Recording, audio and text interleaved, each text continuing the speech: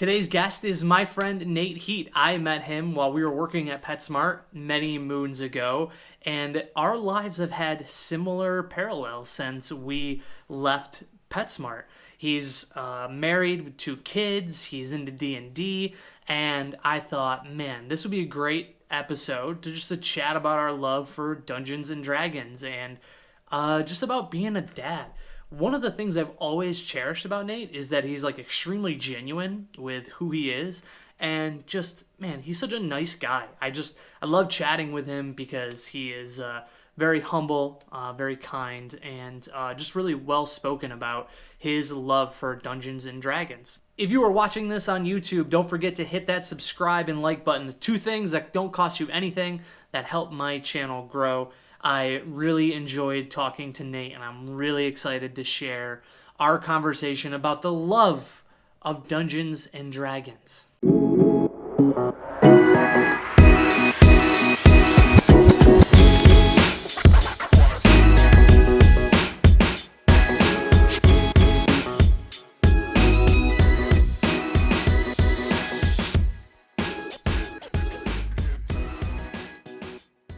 Nate, we worked together.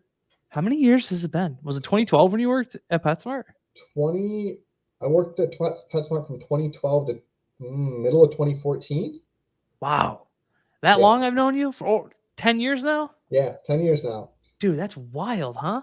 It is. It is. And what's more wild to me is not that we've known each other for 10 years, is that there's like a 6-7 year gap in the middle there where I don't think we talked at all except for like the occasional like of a post on Instagram or Facebook. Yeah, I know. Isn't that crazy? And then, what was that, like a year and a half ago? Kind of started reconnecting a bit and just over our love of D&D, and yes. our life has had like very similar parallels. Like I think you and Rachel got married. When did you guys get married? 2014. Yeah, so like 4 or 5 years before Brittany and I got married. Yep. And then when did you guys have your first daughter? 2020, February of 2020. Just before everything hit the fan. Yes. Yep. Okay, that's her and Ashton are closer in age than I thought. I thought she was a year old. I thought it was 2019. No. How old's Ashton now? April 2020. Okay. So yeah, that was like, I remember Brittany was we were in the car about to park to St. Joe's, and they were going through the questionnaire like, do you have a fever right now? No, we don't have a fever. Okay, I'm just gonna click no. Do any of you guys experience any flu-like symptoms? And Brittany's in the seat going, get me in this hospital. We weren't even sure if I was going to be able to be there, to be honest. Yeah. We were worried that I wasn't going to be able to participate in the whole thing. We have good friends. They had a kid about a month and a half after us, and they had a very different experience because everything had hit the fan. Yeah, we, relatively speaking, had a normal experience. Yeah. I mean, only for us, like I was able to be there. And I didn't have to wear a mask when we were inside the delivery room. Okay. But anywhere else we had to. Okay. Yeah. And we couldn't have visitors. That was kind of strange. But I don't know. It was it sounds terrible to say, but it was kind of nice because Brittany and I's lives are so busy that like COVID like kind of forced us to slow down. And like we were by ourselves for weeks at a time. We couldn't do anything. No jiu-jitsu, no dance, forced everything for us to finally come to a halt and enjoy the moment, Yeah, we had like a couple weeks of the normal step back a little bit, right? Just enjoy, right? The three of us at the time. I have a second kid now, and the three of us just kind of had that quiet time. And we had like a week or two where people were visiting a little bit more regularly to see the baby, and then everything just shut down. Yeah. And they'd wave hi through the glass door, and it was like we were in a zoo and they were looking in. Isn't that wild? Yeah, I'm sure you had a similar experience of people coming up to the door and waving through the glass. Yeah, I think we had Ashton like the week before Easter, I think, or it was like relatively soon. So everybody was just driving past our house, and we were like holding him up in the window like Simba, like to the savannah. Yeah, we did the same thing, but over Zoom because my wife's family is a little bit more spread out, and people couldn't get to us before.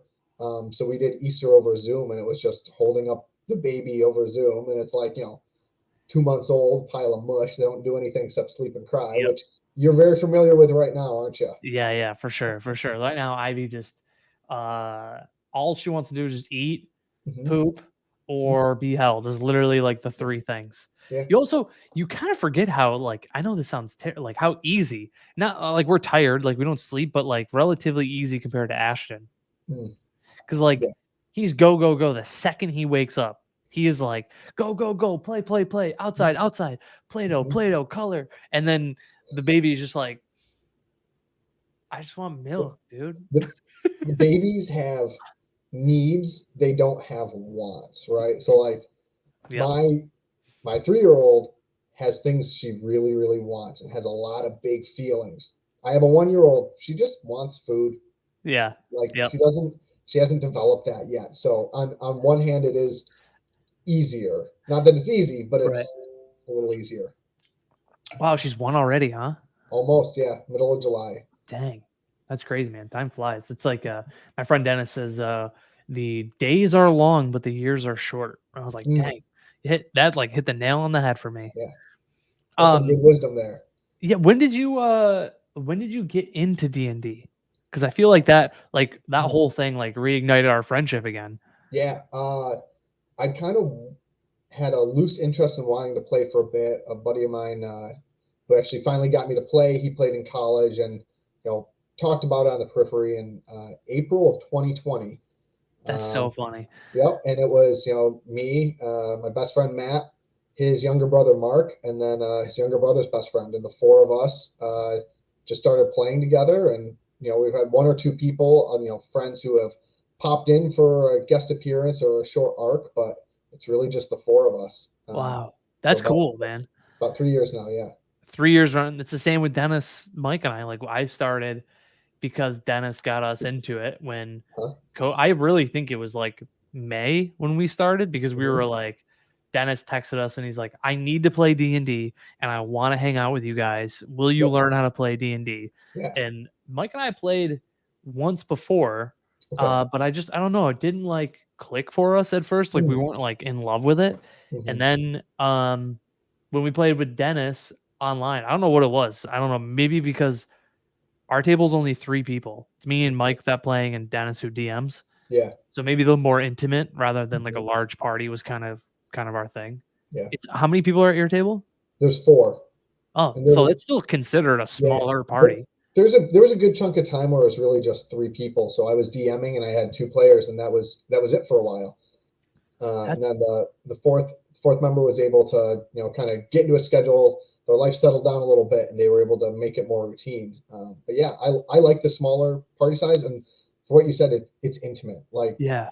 so I've known Matt and Mark for forever, right? Matt and I have been best friends since second grade. Best man at my wedding. You know, thick as thieves. His little brother's been right there the whole time too, right? So he's like another little brother to me. Yeah. And Kevin is my best friend's little brother's best friend, right? So like Yeah. we kind of saw each other, but now like he's one of my closest friends Yeah. because once a week we hop online for about 2 hours, and for the first like 10, 15 minutes, we just kind of like talk about life and how things are Catch up. going. Yeah, Yeah. catch up a bit, and then it's game time. And Yeah. You guys play on Roll 20? we do. Yep.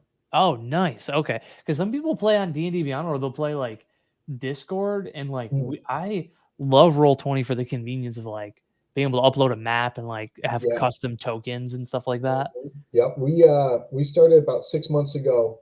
There's a Chrome extension, Beyond 20, and you can Oh, click your character sheet in D&D Beyond and pump it over. Um, really? yeah, which is really nice. Whoa. I've got a couple of people I'm actually going to be introducing to D&D.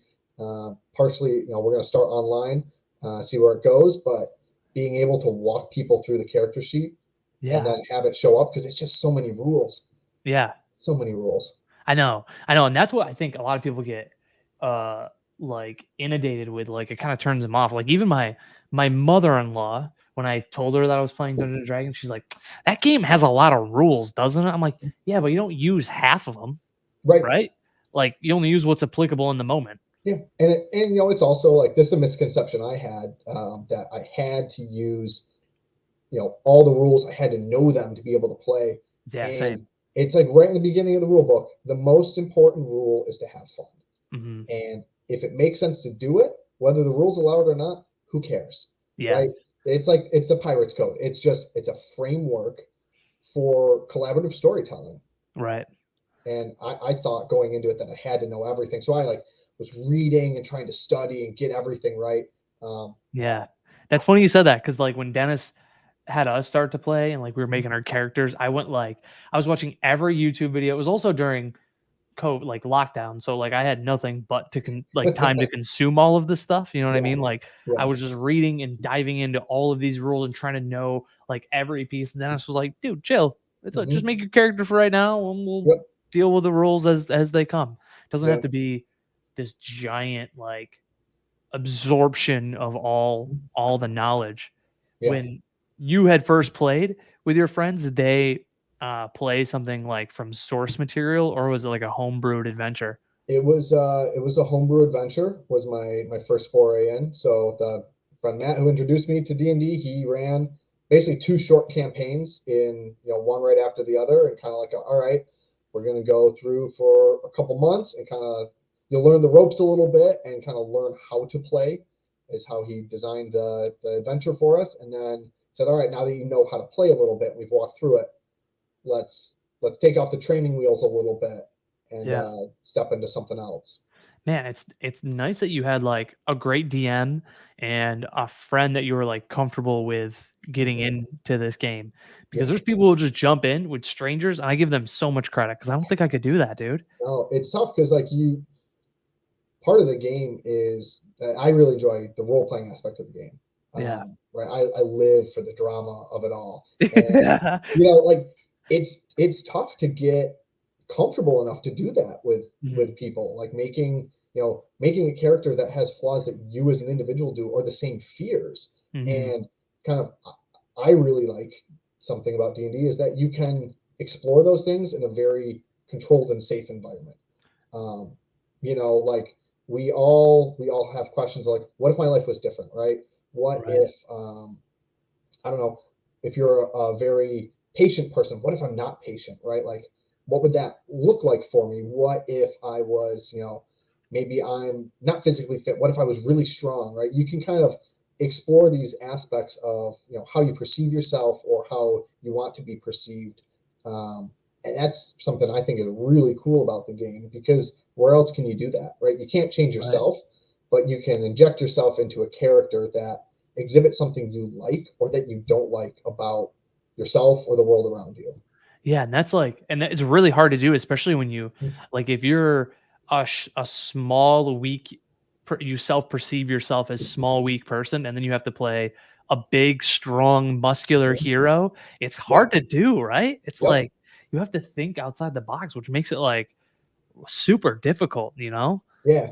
What It what what type of character do you gravitate towards? I'm curious. Like, oh what do you tend to man. play?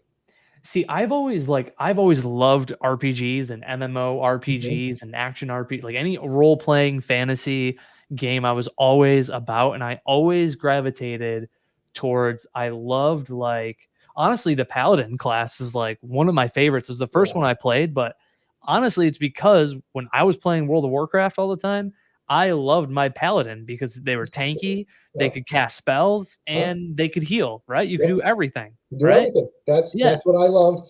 World of Warcraft, I played that for a while too, and I Yep. love playing Paladin. And that Yeah. was, did you say that was your first D&D character was a Paladin? Yeah, my first D&D character, yeah, was a It, paladin. it was mine too. Was it really? Yeah. God, I miss it so much because now, like, we started with the starter kit, which was like Mhm. played through Phandalin, So good. and it was so much fun. And then we transitioned to wow, the name escapes me. Um, Tyranny of Dragons was the second part. Okay. Yep. Um, but now I can't remember. I'm blanking out. Well, you got a nice collection back there. Yeah, I'm not trying to flex on you, but I'm just trying to. I'm hoping that it would jog my memory what we went to No, from it's there. okay. Flex, flex. It's okay, flex. And I played a paladin, Hmm. and then now we're playing Curse of Strahd, Mm. and I was like, I want to play. something that will force me out of my comfort zone. So I went like a warlock, and Okay. he sucks with his like I don't say suck, like it's just a crazy different contrast because dude, my paladin had an armor class of 23 Whew, when we finished that game. that's crazy. My armor class for my warlock is 13. So a good sneeze or a fart does at Yeah. least 4 points of damage to Yeah, him. I bet you feel like you have to think a lot more when you play the Yes. game. Yeah, I know. And that's kind of what I appreciated. So like whenever I'm playing like an RPG, I've always appreciated the characters that can like do a little tankiness, do a little I like to dabble. I like to Hmm. dabble in it all, Hmm. you know? Yeah. Have when you made your paladin, did you like build him as a tank or more like support? I built him more as a tank Yeah. because that's kind of what I gravitate towards, and you know, MMORPGs. That's what I go towards is the tankier character that's got a little bit of support built in. Yeah, that I felt like it was gonna be important too because it was just Mike and I playing. Like we Hmm. had nobody. He wanted to play a wizard so bad, and I was like, well, if you go wizard, I feel like we need someone to tank some of the damage. And I'm Hmm. like, if I just go fighter, we're not gonna have much like healing crap. Even though it's like you don't have to think MMO in terms of D&D because now we're playing Curse of Strahd, and I'm a warlock, and he is a bard. So it's like Okay. it doesn't have to like always be tank healer Yeah. Yeah. DPS, you know. Um, now are you still currently playing homebrew adventure? Yeah. So right now, I ran a campaign for a while, which started as the starter set and then morphed into homebrew. That ended, and when Dude, the I campaign love that. run, yeah, it was a lot of fun. I really enjoyed it, and uh, passed the torch on to someone else. They've been that campaign's about to wrap up actually middle of July. We're doing our finale session. We've been playing about a year and a half, and it's all homebrew. And Wow. I don't know if you're familiar with the Adventure Zone at all, the Dude, Delaware I Valley. love the Adventure Zone. All I right. wish I had my shirt on right now with the So yeah, Adventure Zone. so we basically just ripped off something they did to start off the campaign. We came up with the name of a city together, and that was kind of a fun little game. Essentially, we played just come up with a name, and then took turns drawing a basic map and split it in four pieces, and each of us got to describe a quadrant of the city. So we built the city we play in together, That's and cool. we've only left the city like two times, three times in a year and a half. And Wow, really? yeah, it's all just in one. It's all been in one city. That is Very, cool. and it was really cool because the campaign I ran was your very, I'll call it generic, right? Save the world type heroic arc, and my buddy Kevin wanted to really scale that down, and so it's just the city, and some of it's kind of mundane, smaller problems. Other things are a little bit bigger, but it's very centralized location. Um, Dang. Did you and guys like Ether C when they did that? That was the campaign that they like built together, yeah, and I think it was there is a system they used. It's like an yeah. online system. Did you use that system? No, we did a very modified light version of that. They've used a game called the Quiet Year, which is like you describe a city together and then you draw cards and it like you kind of narrate what's happening to the city and you take turns, you know, role playing essentially how the people of the city would respond. So they did like a full on game system. We just kind of threw something together and Yeah. took inspiration from what they did. That's pretty cool. That's what I like about this game is you can take like bits Yeah. of inspiration. That honestly, the last dungeon donations we did when we did it in the Mhm. auction house, Yeah. that I got from Ethersea because they did a whole thing at the auction, and I was like, I would love to run a game in the setting of an auction. That sounds so freaking It's cool. great. Yeah. And And that was the child of listening to that podcast where I was like, I mhm. wonder how we could tweak that to kind of make adjustments for Yeah. ourselves, you know? When you homebrewed your adventure though, you didn't do that process? No. Nope. No. Started Dang, with dude, the I give you so much props for doing a homebrew campaign. so I started with Lost Mines and we finished that up. We got towards the end and I just kind of asked like, where do you guys want this to go? Like, do you want this to wrap up? Do you want to use this as a chance to change characters? There's some threads that the starter set puts out for you to explore if you want. And I kind of interjected my own stuff along the way, and they wanted to run with it, so I just ran with it, and I made it all up on the fly. Really? It You was. okay, so what amount of planning did you do? Because when I did Mm. the auction house, I think I did too much planning. Yeah, I did too much planning for things that didn't matter and not enough planning for things that did. Yeah. Right, right. Um, so I know right about myself, I'm not a details oriented person. So I really tried to focus on details in my campaign planning and then forgot big picture stuff. So like you planned it out like this was the big bad evil guy, and I know that they have to get to this guy and finish him. Was that like how you set up the homebrew up? No, I wish I had. I didn't know how the campaign was going to end, or even who the main villain was until, and it was like not a throwaway session, but it was like the last 20 minutes of a session, and someone did something stupid and got, they got like detained by the guards of the city, and I named like a wizard who them as part of their patrol, and they're like, "We hate that guy because he put our friend in jail." And I said, "Great, he's the main bad guy now." That's awesome. I love that And you did that. I just kind of ran with it. That is So so cool. Dude, you got a set of balls on you to do that. Like a homebrewed campaign entirely makes me extremely, extremely nervous. Like a year-long campaign to have to come up with stuff like that it on the was a lot. fly. It was a lot, Yeah, for but sure, it was right? a Like, lot of fun. It was a really good learning experience, and my friends were patient with me. what do you think you did really well when you were building that? What'd you say? What do you think that you did really well when you were homebrewing? Hmm. Um, I think that I did a good job giving all of the characters a reason to want to go forward, Mm, right? So, um, you know, whether it was something from their character backstory or just something that I could tell resonated with different people as we went on, like something I might not think would interest them, and then they suddenly they perk up a little bit, right? It's looking for that body language, and then just kind of leaning into it, leaning into the questions, and just letting.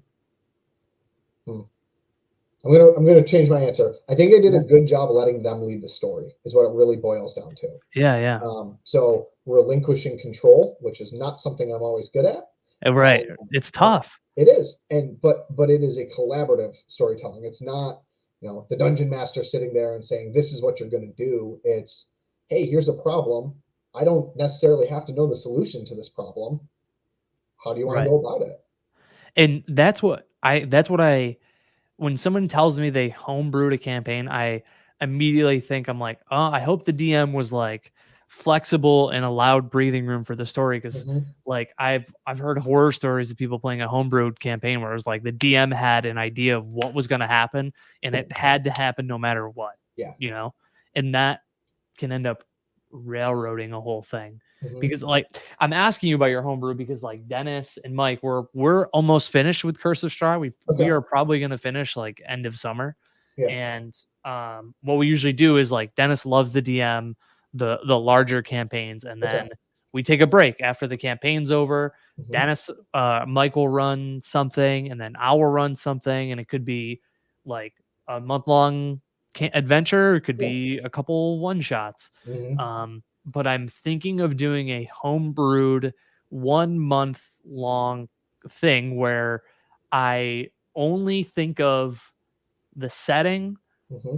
the overall goal, and Okay. then just like literally thinking of crap on the fly, like Yeah. having nothing prepared and seeing how that goes. Because that's a safe space for me to try that stuff. You know what I Yeah. mean? Yep. That But sounds like a lot of it's fun, but yeah, challenging. it's super challenging, dude. Like, did you have like enemies and bad guys like pulled up ready for that session, or were you just like, I don't know what's gonna happen? I usually had an idea of what was going to happen.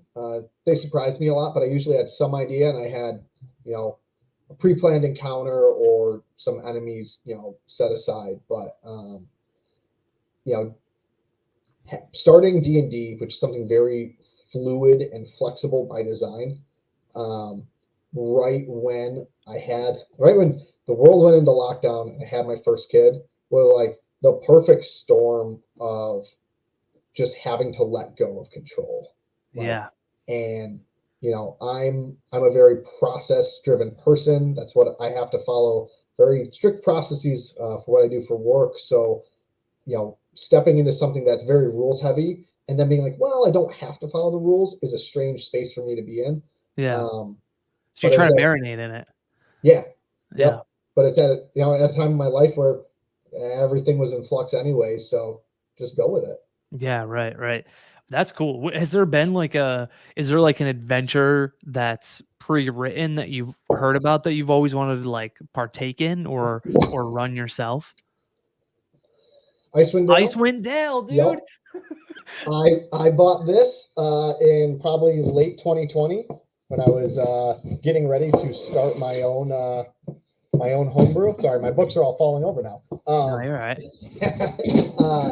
I was getting ready to start my own homebrew, and I was like, "Oh, this looks cool." It's kind of a man versus nature story that deals a lot with isolation, and happened to come out in the middle of lockdown, and just kind of picked it up to read it, and then I've kind of been keeping that in my back pocket for whatever I run next, whenever that is. Plan on running my group through that. Nice. That's cool. That's I literally said Sunday because where Dennis brought up, he's like, we're gonna be coming to a head here soon. Mhm. So start thinking now, like what you guys want to do, what adventures that you guys want to run. And I said to Dennis, I was like, there's one adventure that I flipped through the beginning portion. I would Mhm. love to run a campaign for. But I think if we do it, it's going to take us like a year and a half to Yeah. finish. And it was Icewind Dale. It's so funny that you pulled that out of your shelf, dude. Because I was looking at it. I loved, like you said, I love that it was like about isolation. It came out at like a really good time. If Mhm. you're like the COVID timing with everything being in isolation, but I just loved. It felt very sandboxy to me, Mhm. which is what Curse of Strahd is. Curse of Strahd is very sandboxy too. Like the players can do whatever Whatever. they want Yeah. in this world. Um, that's cool, dude. That's so funny you pulled out Icewind Dale because I literally was just talking to them this Sunday about that. Now, Um, do you tend to gravitate towards stuff that's more open ended? I like the idea of sandboxy Hmm. where you kind of can explore, but like what Curse of Straw does, they do a good job of like giving the players a task like right in the beginning of the adventure. Hmm. You basically get a fortune teller who Gotcha. gives you kind of your objectives if you want to get to Strahd and end Strahd, or like players don't have to do any of that and they can just go Mhm. right to Strahd and try to take them down, Yeah. which is what I love. I felt like we did Tyranny of Dragons and that's not so sandboxy. It seemed like we Okay. had a clear goal and objective Uh-huh. constantly when we were Yeah. playing that campaign. Hmm. So like sandboxy, explory, like Yeah. that's my jam, you Yep. know?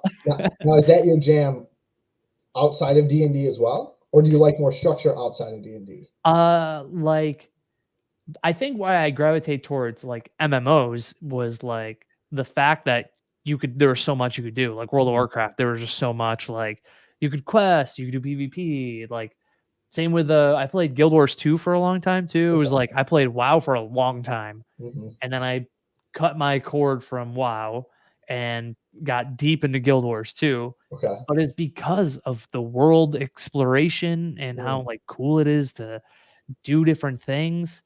But in my real estate world, dude, I kind of like things like inline, Yep. structured process. I don't know. I think I can just appreciate like letting go and being like, I don't know, let's spend time exploring this part of the map. I don't know, this looks Yeah. cool, just wandering aimlessly. Hmm. That's Yeah. what the Curse of Strahd kind of like lets the players stretch their legs a little bit and gives them that opportunity, Mhm. you know. Uh so I'm trying to think. I got another.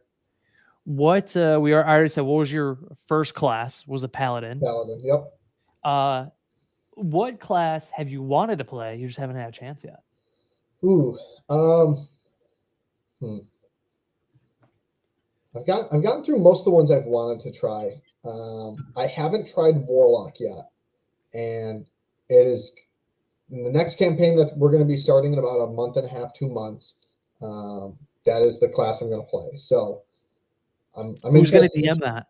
What'd you say? Who's going to DM that? Who's going to run it? The only person who hasn't DM'd a game in the group yet, Mark. He's gonna. Nice. So we're basically going around in a circle, all taking turns. I love that. Which is nice, passing the torch a little bit. You get to, it's not just one person DMing. It's the difference in the variation of, it's this combination of players. Yeah. You get a different style. Yeah, very much so. I've always said when Mike DMs for us, I feel like I'm in an anime, and I just think like it's the way he describes and he like sets the mood. Where like Dennis is like more of like a cinematic Game of Thrones-esque, and neither one of them is better or worse. I just love how it's like there's different styles to how people run games. It's so cool.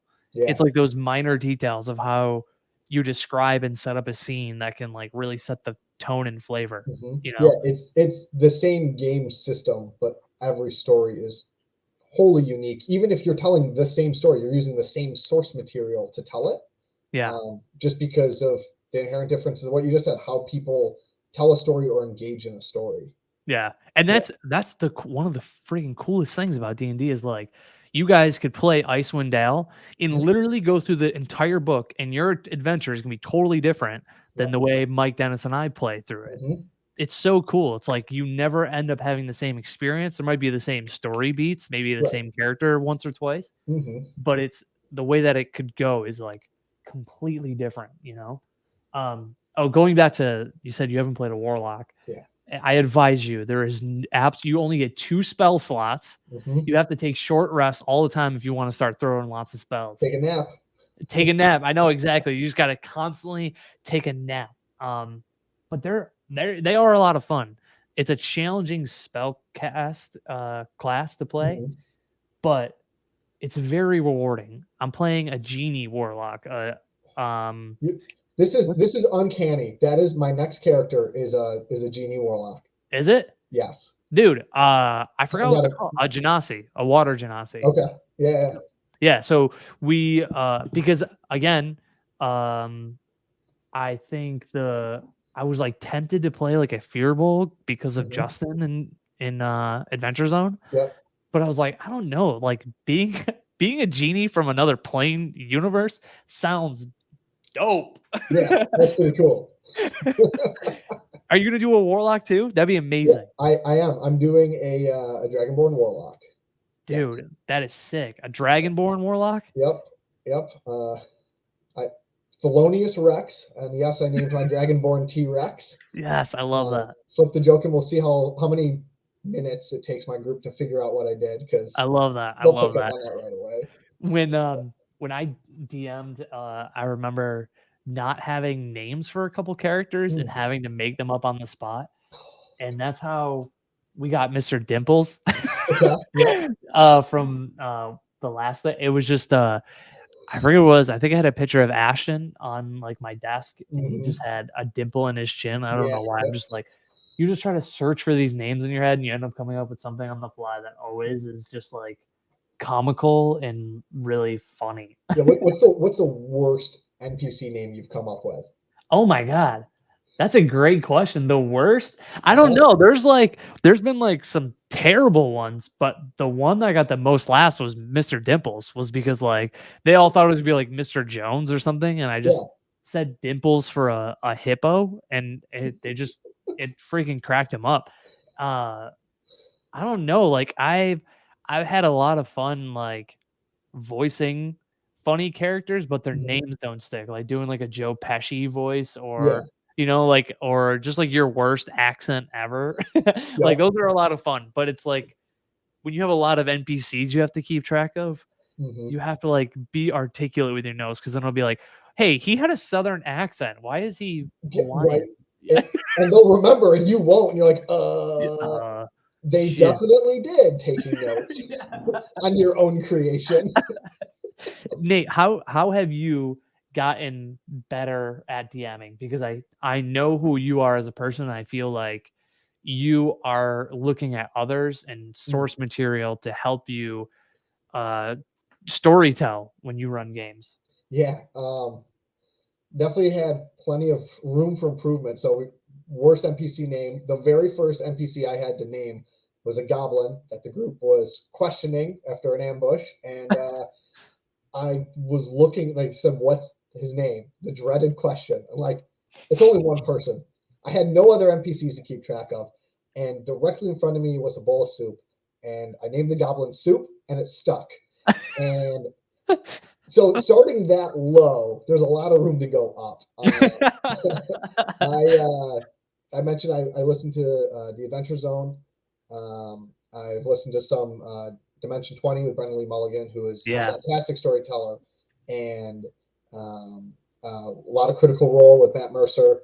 Very different styles. Those three Yeah. productions. I can't Very get into different. Critical Role. I've like listened to a few episodes. I don't know. I can't dive into it. But Mm. Matt Mercer is one of the goats Yeah, of he is very much. He is very long. I'll say long-winded. I'll call it long-winded. He says long-winded descriptions, but that are very immersive. So the players, they feel like they're there, and he takes a Mhm. lot of time setting that up to make it immersive.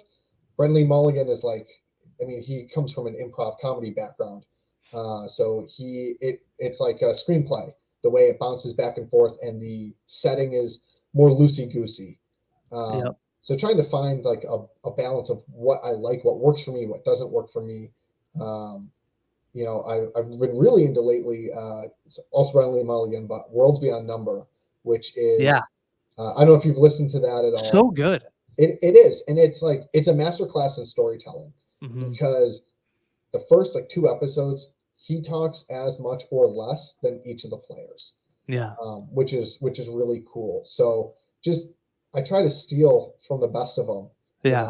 know. Um, Worlds Beyond Number got me to literally cry I had a long drive back from showing. I think I did like a showing that was like an hour away, and on my way back, I was like, thank God I didn't listen to this on the showing. I'd be like, my eyes would have been red and like swollen, but like I was literally crying listening to Abrea like describe her character. Oh no, Erika Ishii uh describe her character's loss that she dealt with. No spoiler alerts, but I was like crying because it was so good, and like they're so good at role playing, and Brennan just rolling with it.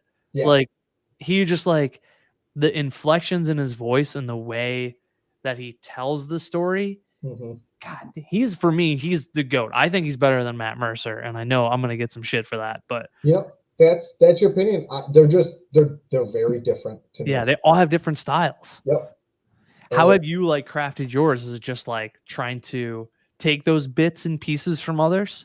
yeah, so I've tried to lean a bit towards more actually Bria Engar, who is more like, she's played with both of Matt and Brennan at their table. She's DM'd for both of them too, and her games are more like a conversation. So she has this really cool way of taking what people are saying, either describing their character or just the words their character is saying, and letting that just flow into action around them. Mhm. Um, it, Which is it's hard to really, do, especially on yeah, the fly. yeah, it's very cool. It's very unique from anything else I've heard. And so just trying to soak that in a bit, and play around with it, right? Because it's a safe space to do those things. There's no, right. You don't win D&D, which is Mhm. a misconception I definitely had. Other than, there's a million rules and you have to know all of them. There are a million rules, but you need to know one, have fun. Um, and Yeah. and I thought there was a way to win. There isn't, right? I was going into this when I started as if it was a video game where I was like, all right, how do I win? How do I beat the system? How can I grind the most EXP Yep. and level up? Yep. And then, if your character dies, that's it, right? I mean, it can be if that's the way your world works, but yeah, I definitely thought that it was like something you could win, Yeah. and very quickly realized like, oh no, this is not something you win. This is something that you experience, and failure is an integral part of the game, Hmm. which is, it's not like a video game, right? You don't play any video games, and right, like Dark Souls, you expect to die, right? But dying Yeah. isn't a core mechanic that moves the story forward. Mhm. in D&D. I Have mean, any I of don't your know. characters died?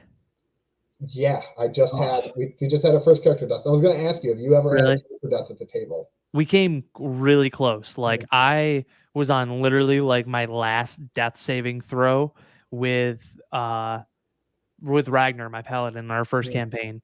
And my warlock's gotten downed a couple times, but never like that moment. And one of the best moments in our campaign is when we did Tyranny of Dragons, where the idea is you slay Tiamat, the five-headed dragon that the Mhm. cult of the dragon is spawning from hell. They're opening the floodgates, and Tiamat rises, and it's this epic battle of fighting and trying to bring Tiamat back down to hell. And it was like literally down to the wire. I almost died. Final boss. Mhm. I was going to be written in the storyboards as a hero to never play again. Yeah. But somehow I pulled through, and it's weird how it like when you tell this story of the adventures that you play, Mhm. it's like as if it actually happened to you. Does that sound weird? Like every time I'm talking about it, I'm like, this happened to me. Yeah, I know what you mean. And part of it is like you said, when you play a campaign that's like a year and a half, two Yeah. years, right? That you get familiar with that character. And you grow so attached to them. You do. Yeah. That was Like it's like Game of Thrones. Like you grow attached to a character and then mhm. suddenly they're ripped from you. You're like, Yeah, oh, yeah. got It was it. tough. My character more than a year into the campaign, and we already knew there was about at that point 2 months left until the campaign wrapped up. My character died. Oh, It was it God. was tough, and it was just like we all kind of like sat there in silence for a bit, and but that's the game. Right. Right. And what Um, did you have to do up a new character or like what did uh, your DM do? so he, you know, first off, right, like top tier game master texted me. I can't remember if it was a text or like a whisper chat on Roll20. He's like, "Hey, are you okay?" Right? Just like understanding that this is like you said, this is a character you get attached to, right? Yeah. And he asked me, he's like, "Do do you want to come back?" And he knows I'm a rules lawyer to a degree, and the other people like to be a little more loose with the rules, which is a good dynamic for us, right? Someone Yeah. tries to keep us in line, the other people are like, "No, you're being too uptight, Nate. Right? Yeah. Relax a little." 1000%. And he was like, I can. You wouldn't make it to get where you could be revived in time as the spell allows, but if you want to come back, I'll make it happen. And I was like, I think this is a fitting end for the character. Hmm. And I had a backup character, just in case. Never thought I'd have to use it, but I had that sort of flushed out, and then by the next week, I had run it by the DM, and we tweaked it a little bit and plunked him in. Wow. Damn, I haven't had to deal with a lot. We've been very close to the point Mhm. where like I was like, if Ragnar dies, I need to walk away. Mm. Because we were a year and a half, like we went through Yeah. 2 adventures. I know we went through Lost Mines of Foundelver, then Hmm. we did the middle one, and then Tyranny of Dragons was the last one.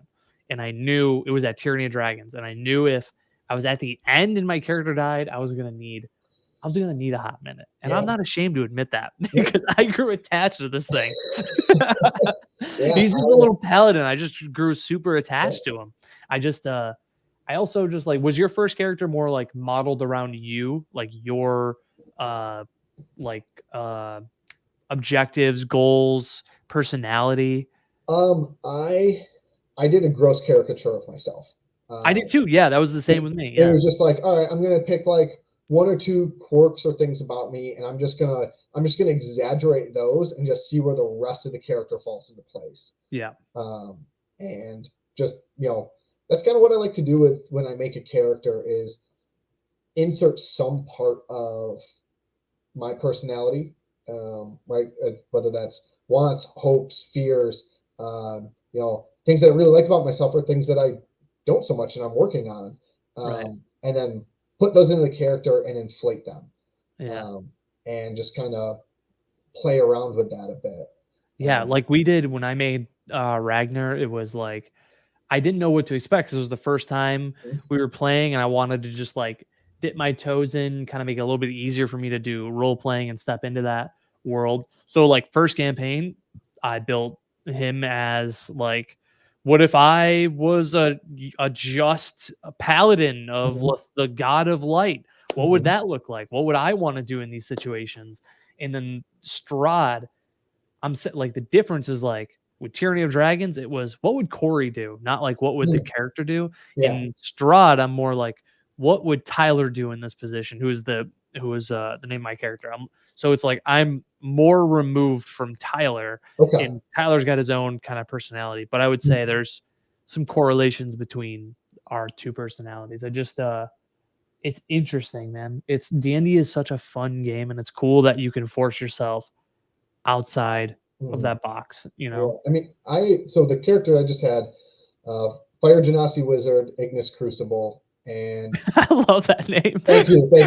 And I, I had this idea, and I was like, wow, there's like, I tried to be very attached and kind of like how I see myself a bit. Um, and the more we got into the campaign, the more I realized that perception of myself was incorrect. Like, I Mhm. would play his character and be like, this is how the character plays because this is how I've some choices I've made, but that's not how Nate would act. Yeah, And I started off thinking that it was going to feel very much like you said, you know, your middle character was, where it was like, what would Cory do? Right? I yeah, thought it was going to be the same, and as I went on, it just got further and further apart, and that was pretty cool to see. Oh, I kind of assumed this about myself, but that's not how I actually view the world, or that's not how I actually think. right. And that was a kind of a fun thought experiment, and Yeah, like sad to see him go, but also okay with letting that right that idea of how I used to view myself, letting go of that. yeah, and it's a tough thing to battle, and especially it's crazy that we're talking about a game. Yeah, yeah, You know? Which yep, is, like, for the longest time has, been deemed that it was a satanic ritual yeah, and has got a bad rap, you yeah. know? But now is more of the most widely I don't think it's ever been more popular than it is right now. I don't think it has either. It's with COVID lockdown, there's a ton of websites that were in their infant stages for virtual tabletops, and then or just things like Discord Yeah, and Zoom, and people used it as a way to connect and um, used it as a way to, like, in a very uncertain time, mhm, uh, find themselves in a situation where there was a clear objective, right, um, right. which is a cool thing about the game, is that it can be what you want. If you're in a spot in your life where, I don't know, maybe you want to play in a sandbox environment because other parts of your life feel like there's a lot of control on them, or Mhm, your job or your personal life has a lot of structure to it, you can have that and kind of let loose and be more relaxed. But if you feel like your life is in chaos, well, maybe you want a railroaded adventure because mhm, you show up and you're like, I know what I'm going to be doing, and someone's going to tell me where to go. yep, And sometimes you need that, and sometimes you don't. And right. the game lets you flux in and out of that as your life needs. Right. Yeah. Well said. And that's like that's the cool thing is like there's so many different ways that you could play this game Hmm. and there's not a wrong way, right? The only wrong way is that you or don't have fun. Yeah, yeah. Right? That's the only thing. 13 is a brand founded for the creators, the innovators, and the motivators. For the people who get up every single day and strive to be better and leave a positive mark on this world. 13 is a fantastic clothing company, and the people that are behind it are passionate, creative, and some of the nicest people I have ever met. All of their stuff looks great, it's comfy, all the designs are so super cool. 13 has some of my favorite t-shirts and seriously my favorite pair of sweatpants I have ever worn. 13 has been a long-time sponsor and supporter of the Cory Cast, and they wanted to extend their love to you, the listener. So when you check out their website at THUR13en.com. Fill your cart with some cool hats, hoodies, sweatpants. Just make sure you use the code word CoryCast at checkout, and you're going to save yourself a little bit of money. THUR13 geeken.com. Make sure you tell them Cory sent you. What would be a piece of advice you would give to somebody just getting into D&D? Mm. Go to D&D Beyond or whatever website you want to use for making a character. Kid you not, hit create random character and just start playing. Mm-hmm. Because there are so many rules. I mean, there's like half the player's handbook is about creating a character. Yep. And it is overwhelming. It really is. And you either just hit create random character and just go with it and then change it if you like, or ask someone who knows you, hey, help me make a character, right? Maybe you want to play a tank, maybe you want to play a glass cannon type character, and let them kind of tell them what you want to do, and let them deal with the mechanics part of it. Because when I first campaign I played in, the DM and the other two players, they both played before for a bit, and they're like, yeah, don't worry about rules. Tell us what you're trying to do, and we'll tell you mechanically how to get there. So, Right. Just don't be bogged down by the rules. Yeah, they're there, and there's a lot of them, but they're really not that important, because what's important is the people you surround yourself with when you play.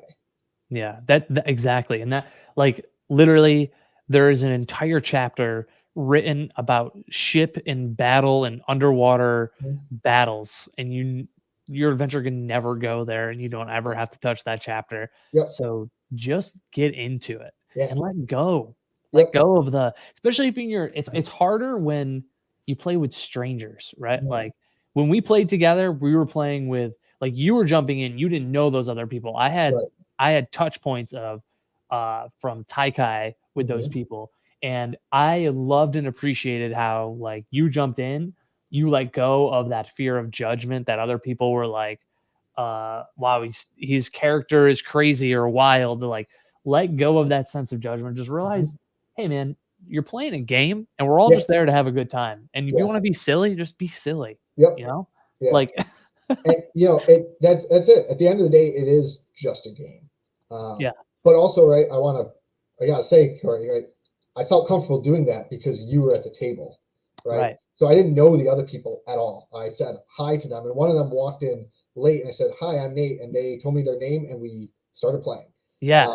But I knew one person at the table that made me feel comfortable being there. And that's, it's just a game, but it's also a way to connect with people. And it's a really important part of the game is making a community and making people feel welcome. And that's even talked about in the rules. Like there's sections in there about, hey, as a dungeon master, you have responsibilities to make sure the people at your table are comfortable with the type of story you're telling, whether that's, the amount of violence, language, or other types of content in there. And then as a player, you have a responsibility to, just not be a jerk, right? Yeah. And how do you control that space when you're DMing with other people? Like you have a set group of people, but if it was a bunch of strangers, or maybe you're running a campaign for the first time with friends you haven't ran before, how do you control that? Yeah. So they call it session 0, right? And it's just before you start playing, it's some groundwork, right? Some of it's rules, some of it's just frame of like, hey, this is the type of story I'm looking to tell as a game master, gothic horror like Strahd, or something silly, or a murder mystery, right? But then there's also these are things that I'm not comfortable with, or topics I'm not comfortable with, or just off limits at the table. Does anyone else have anything that they're not comfortable with? Because you don't know people's past experiences. You can make assumptions about it, but you don't actually know unless you ask.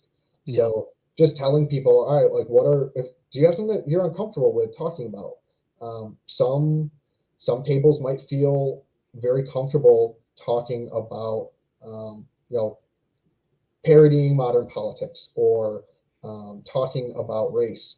Other tables aren't, and you need to make sure you're having those conversations before you start playing, rather than in the middle of it, where you find yourself in a spot where someone might not feel comfortable saying that they're uncomfortable. Right. And it's like a weird, it creates like a weird tension. Yeah. There, I think I heard on a podcast, it might have been with, I don't know why I want to think it's Erika Ishii, but she mentioned the card rule. Like, you heard like a heads up heads down card. I don't know if I used it with your table or if I used I it. don't think we use that, but I've heard of that. And it's right. The general premise is like, if something makes you like, if you start getting into a topic and you're okay with it, right? There's like a green card, or if you're not Yeah. okay with it, red card type thing. Just a quick visual for other people at the table to be like, all right, we can lean into this topic, or we're gonna divert our attention elsewhere. Yeah. It's like you go to Texas Day Brazil, you have keep feeding me, and then you Yep. flip it over and you say no thank you. Yes. Yep. No obrigado.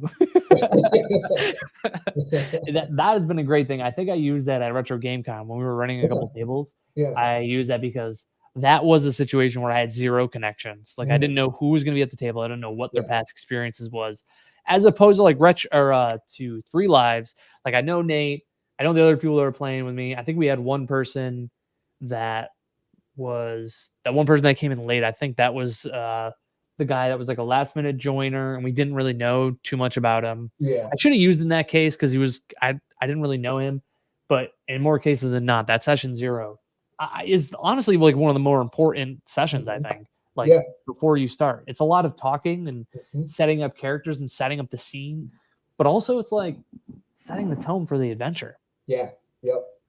Like, because you want to tell the story that everyone's trying to tell, right? Right. And that helps you create your characters. Like if you're going to dive into creating characters, like if we're in session 0 and you're telling me you're running a noir mystery kind of adventure, then I want to kind of play a character that I can lean in to that setting, you know?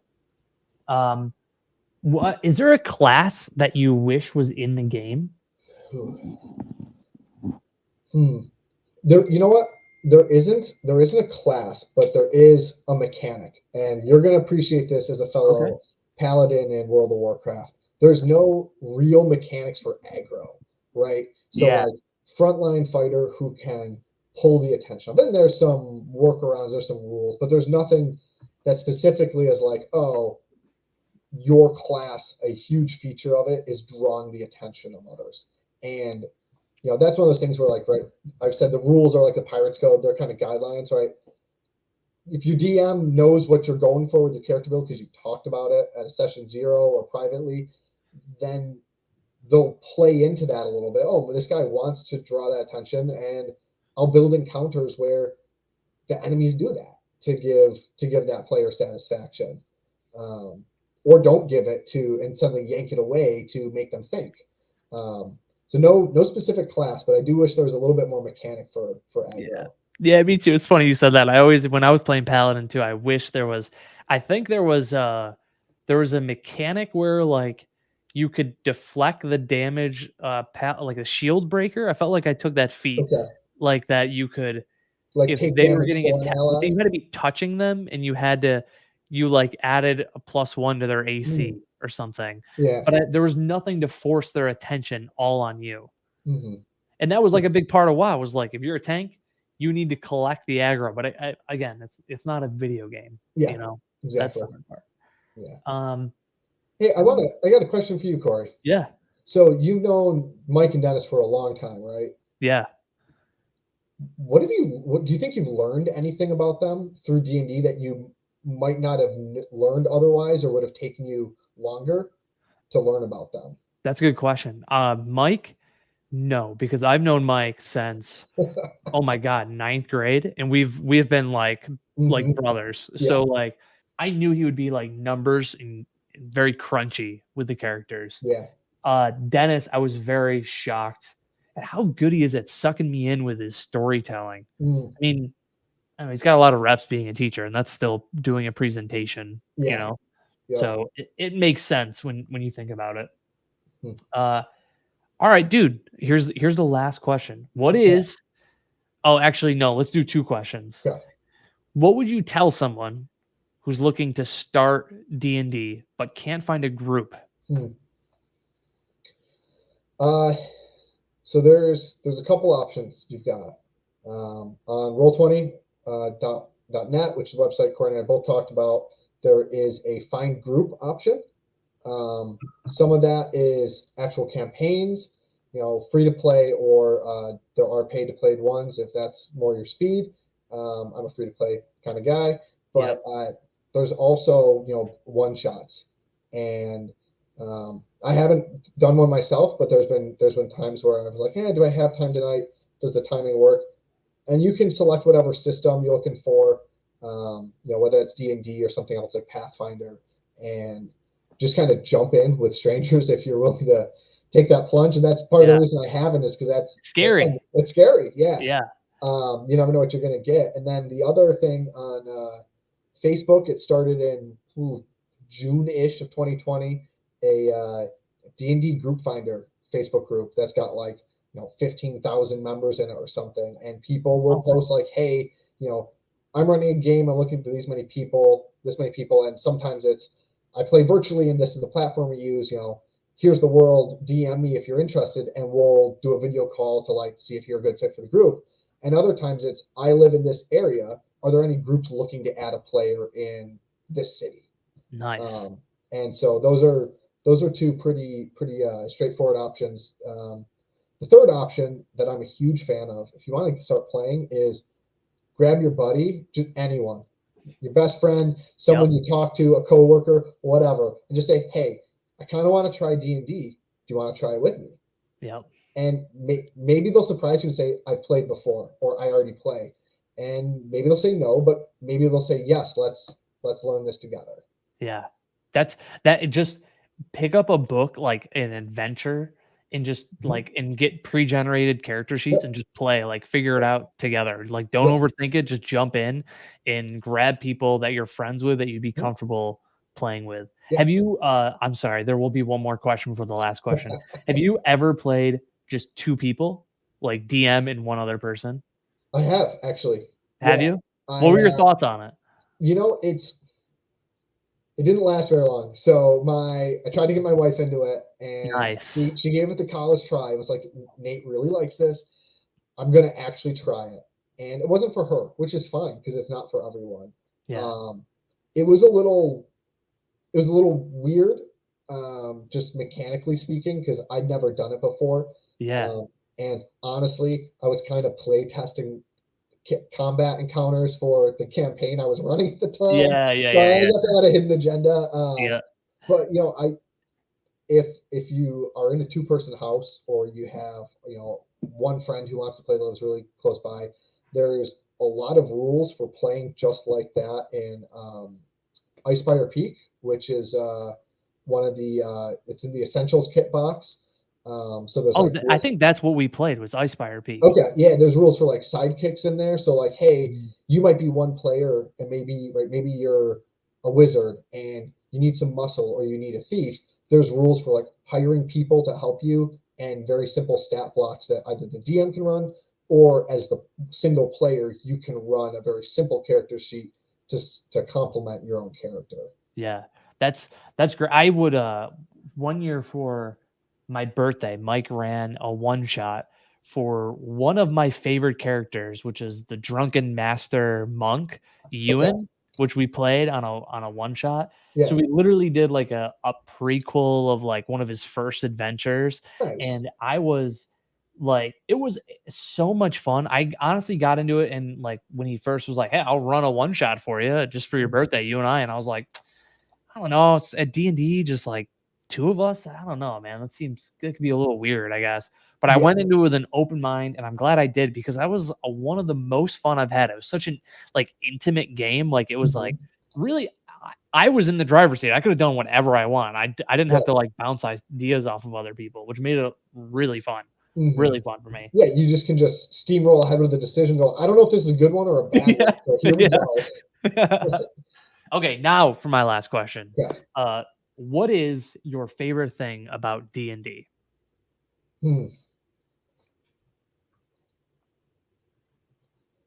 That's all right. So that's a broad question. I need some clarifying info, right? Do you mean like about playing the game, about the experience of the game, or what?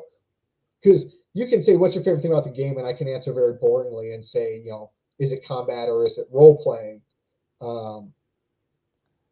But I think you're fishing for a little bit more there. Yeah, heck yeah, dude. Heck yeah.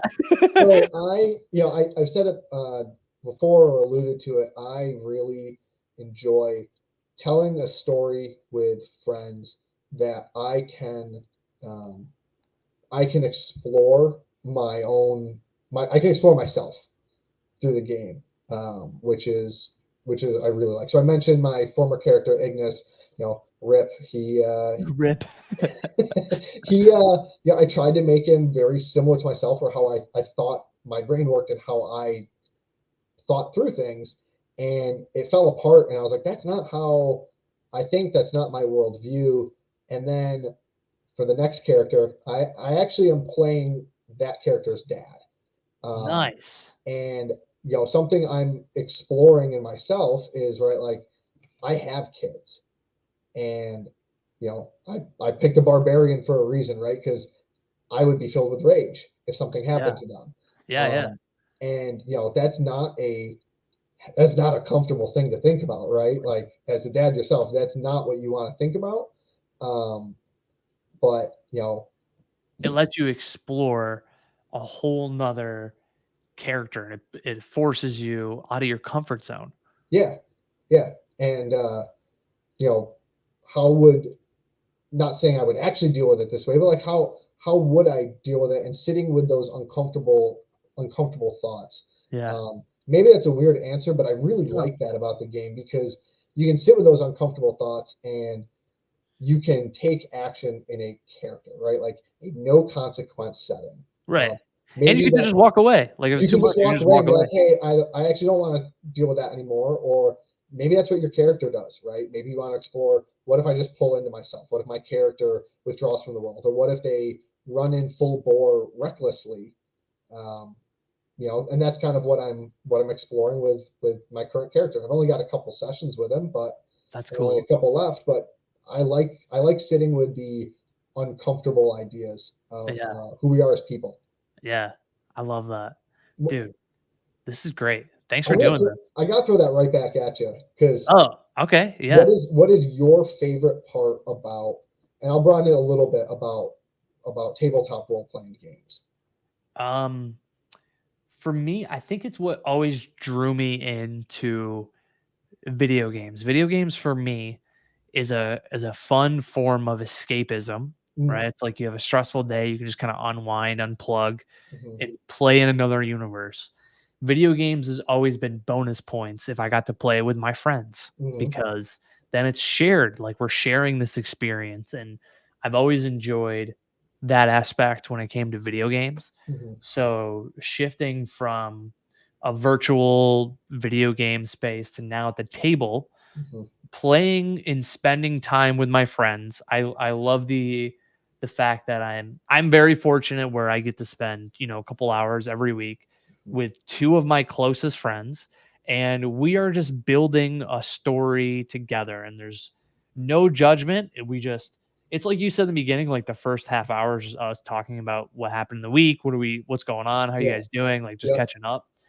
Um and I just get to spend time with people that I like legitimately care about. mhm, And it's just so much fun. And the storytelling aspect is something that I did not think I would ever enjoy. Like, I did mhm, not think that part, because when I was playing WoW, I didn't care about the lore. Escape, skip, dialogue, next, quick, please, next.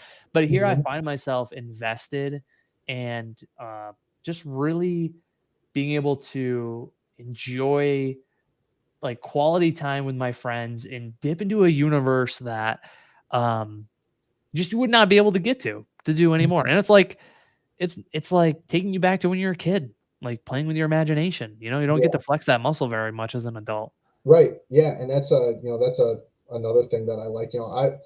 My my 3-year-old, she'll, we'll be talking whatever, and she wants to play pretend, and like, I told her the other day, and I didn't even like consciously say it. It just kind of came out. I was like, she made a comment about playing pretend with one of her friends. I was like, oh yeah, like, I play pretend with my friends too. And I Yeah. thought about it, I'm like, yeah, that's what I'm doing. Yep. I'm playing 100%. pretend with Yeah. my friends, and like, doesn't get much better than that. I know. And I think especially now that like stigma's gone, no one cares what you do. If you like to play D&D, if you like to collect coins, if you like Mhm, to knit, like nobody cares what you do. Just like enjoy the time that you spent doing it. And then at the end of the day, that's what it's all about, right? Yep. God, Nate, I could talk to you about D&D all day. I could keep going too. Dude, it was so much fun playing with you, and I want to play with you again very soon. For sure. For sure. We got that'd be a lot of fun. Whether I'm a player at your table or we're players together, or if you want me to run something for you, Mike and Dennis, just let me know. Oh, snap. Okay. Oh, word, baby. Word. I have some ideas for something when it's my turn to DM, and I'll bounce some ideas off after we hit end podcast. So, Nate, thank you very much. I appreciate your time. Thank you, sir. Thank you so much for having me.